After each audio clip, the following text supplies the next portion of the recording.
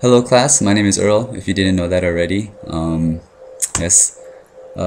Today I'll be annotating 5 books. I'll be annotating 5 illustration or picture books about culture, more specifically about other culture, different culture. So yeah, I'll jump right into it. The first book that I have here that I read is called On Ramon's Farm. It's written by Campbell Ceaslin and illustrated by Petra Mathers. And I'll just give you a quick look right here on the cover. This book is, as you can see, about Spanish culture. And what was interesting about this book was there was actually the employment of actually teaching the children how to say certain Spanish words. It kind of taught the children how to pronounce the words and actually used it within the story so they can actually see how to use those words within the context of a sentence. So for example, if you look over here, there's Spanish words. I don't know if you can see it, but there's Spanish words and it gives the definition, and within the story actually uses those words. If you look at the illustration as well, the illustration is I would say kind of naive maybe, or cartoonish, definitely folk. The illustrator employs a lot of bright colors. It looks like it's a little acrylic or maybe crayon. This book, the illustration is very, I think the children would really like it because the illustrations are very cartoonish, and it's really fun actually as well because some of the pictures are very quirky. I'll give you a quick look at one of the pictures about a chicken. So I think children would really enjoy this book. I think it would be a little difficult for them to read on their own since there's a lot of text, and I'm not sure if they would be able to pronounce the Spanish words, but maybe if parents or teachers read it to them, I think it would be really enjoyable for them to read it and maybe learn some Spanish as well. So that's On Ramon's Farm.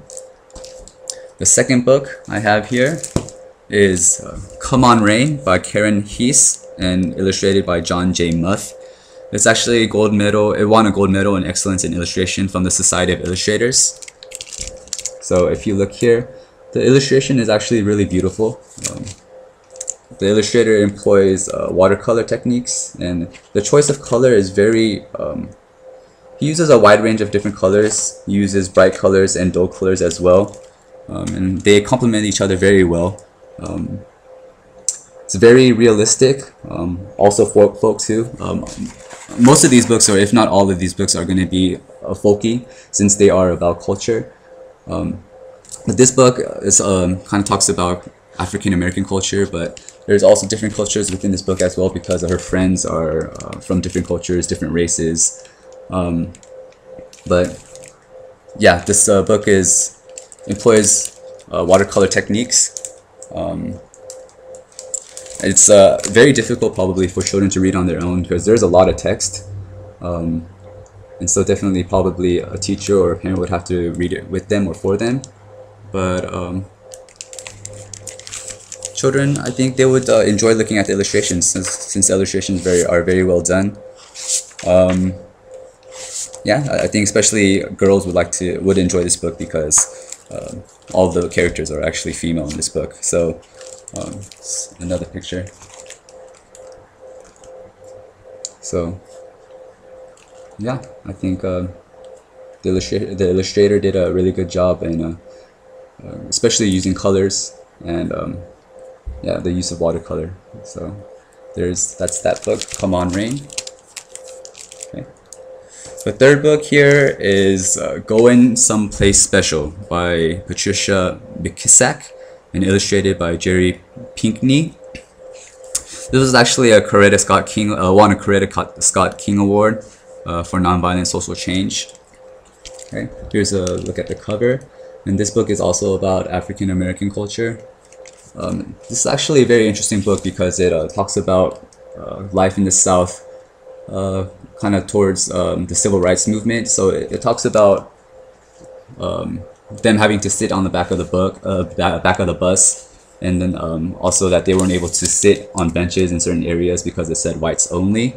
And I think if kids read that, they wouldn't really understand. But I think this is a good way for them to learn or to start a conversation about kind of about the history of America, and I guess about African American culture within America. This book, there's a lot of text actually in this book, and very difficult text. So definitely they would need, children would need help reading this book. But if you look, the illustrations are very detailed, the use of color, very realistic. I would say colors are very pastel-like. The illustrator seems to have used pastel. But this is very realistic and folk as well. Also the text, if you look at some of the dialogue within the text, is kind of Southern, I guess, or African American dialogue, I guess.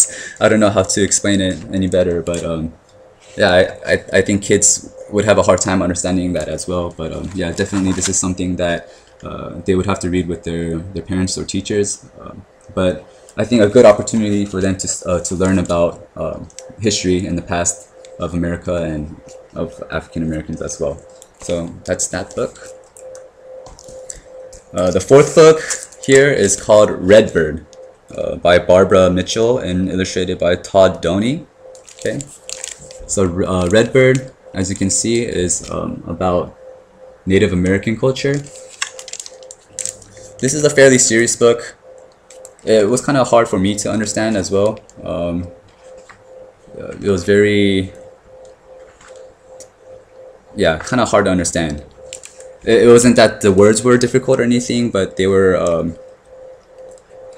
it talks about just how this girl, this little girl, as she kind of connects with her past, living in the city. But as you can see, some of the illustrations here, this is very realistic as well, very lifelike. The illustrator seems to have employed acrylic painting for the colors, but the colors as well, once again, you can see are very, very vivid, very bright, vibrant, use of very realistic colors. Yeah, this is a very, very serious book. I don't know if kids would enjoy reading it, but maybe they would enjoy looking at the pictures since they're very realistic. And for me, growing up as a child, I liked Native Americans and yeah, looking at Native American things and learning about Native American things. So maybe they would enjoy looking at the pictures. But as far as the text goes, yeah, I'm not sure. They would probably once again need to be read to or need help from their parents or their teachers as well for this book. Okay. The last book that I have is Basho and the Riverstones by Tim Myers and illustrated by Oki Han. Okay, so this book, as you can see, illustrates Asian culture, or more specifically Japanese culture. This book is it's very fun, very amusing as well. It kind of talks about Japanese culture in that they highly regard honor, and dishonor is frowned upon. But the illustrations are also very vibrant. It's folk art and maybe a little bit of art nouveau, maybe. Not sure. But once again, the colors very, very vibrant. They jump out right off the page. Seems to have used oil painting. But I think kids would really enjoy this book as well, because not only the illustration, but the subject matter of this book is actually a famous poet in Japan. He's the first person who wrote haikus, and so maybe parents or teachers can use this book as a way to kind of teach their children about haikus as well, and maybe have them write their own haikus as well, because this book does have haikus in it too. So you know, kids can actually kind of learn maybe how to write some haikus. But yeah, that's the last book. Those were the 5 books that for the video annotated bibliography, and that's it, and I will see everybody in 2 weeks. Bye bye.